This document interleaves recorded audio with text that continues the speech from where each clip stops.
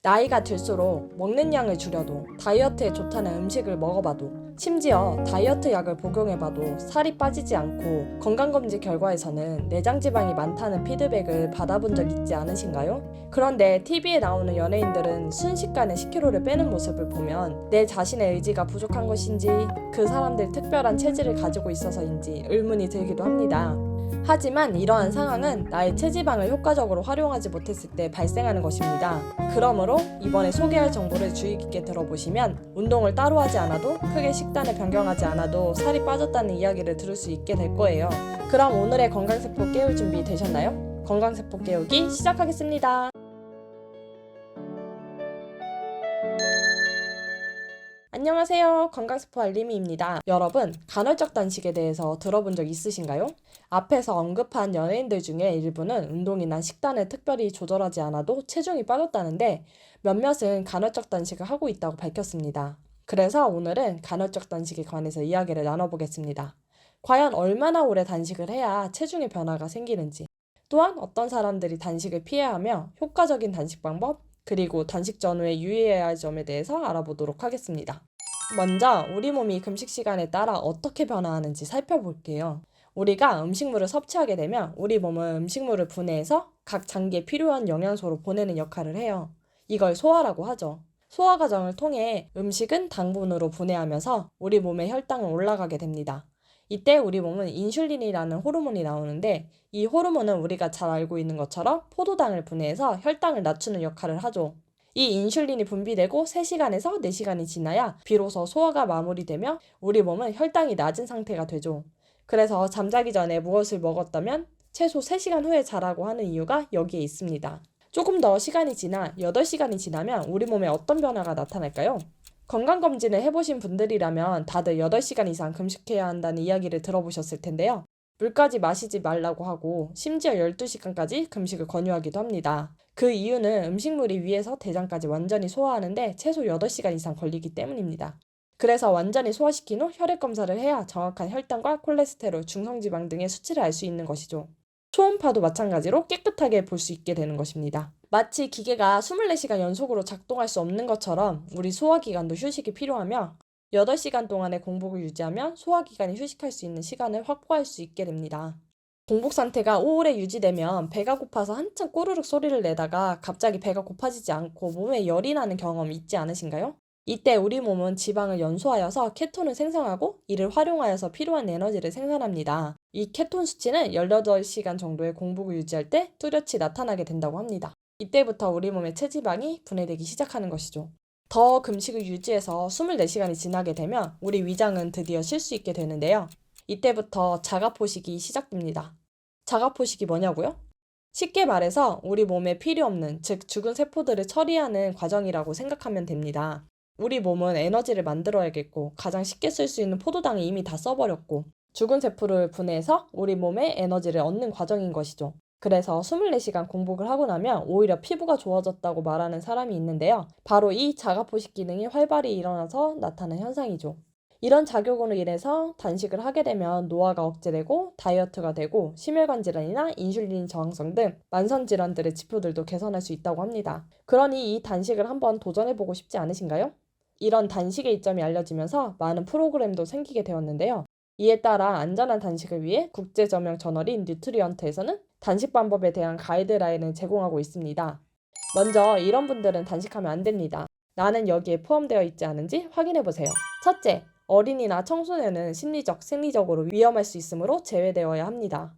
둘째, 임산부나 모유 수유 중인 여성 혹은 75세 이상의 고령자는 주의를 요합니다. 셋째, 체질량 지수가 저체중인 사람은 허용하지 않습니다. 넷째, 당뇨병을 가진 사람들은 혈당 조절 계산에 도움이 된다는 연구는 되어 있지만 미국 당뇨병 협회에서는 단식을 추천하지 않습니다. 마지막으로 거식증과 같은 섭식장애를 진단받은 환자는 단식을 권하지 않습니다. 여러분은 여기에 포함되어 있나요? 여기에 포함되어 있지 않다면 이제 단식으로 관리할 수 있는 분이라고 생각하면 됩니다. 앞에서 말한 시간별 효과에 대해 보면 24시간 금식이 가장 좋아 보이는데요. 과연 몇 시간 단식이 가장 효율적일까요? 많은 연구들에서는 16시간 공복에 8시간 식사 혹은 5일 단식이라고 해서 5일은 일반식을 하고 2일은 채소 칼로리만 섭취하는 이 두 가지 방법이 가장 효율적으로 다이어트를 하는 데 도움이 된다고 합니다. 사실 일주일만 이렇게 하라면 지킬 수 있지만 우리가 바디 프로필을 찍을 것도 아니고 꾸준히 실천해서 매일 가벼운 몸을 만들고 싶은 게 아닌가요? 그래서 가장 효율적인 간헐식 단식에 대해서 찾아보다가 강북 삼성병원의 비만 치료로 유명하신 박용욱 교수님의 강의를 듣게 되었습니다. 이 교수님은 꾸준한 간헐식 단식을 하기 위해서 현실적으로 가능한 14시간 공복을 추천하고 있습니다. 그리고 하루 3끼를 섭취하라고 합니다. 물론 과식을 했을 경우에는 한 끼를 거르는 것도 좋다고 하고요. 여기서 교수님이 강조하는 것은 바로 식사를 나눠서 몸에 필요한 영양소를 최대한 공급하는 것이었습니다. 극단적인 단식으로는 하루 1시간만 섭취하는 단식도 있지만 우리는 저장 강박이 있어서 오히려 한 끼만 몰아 먹었을 때는 폭식을 할 수 있는 위험성이 있습니다. 또한 한 끼로는 우리 몸에 필요한 영양소를 다 섭취하기에는 부족할 수도 있고요.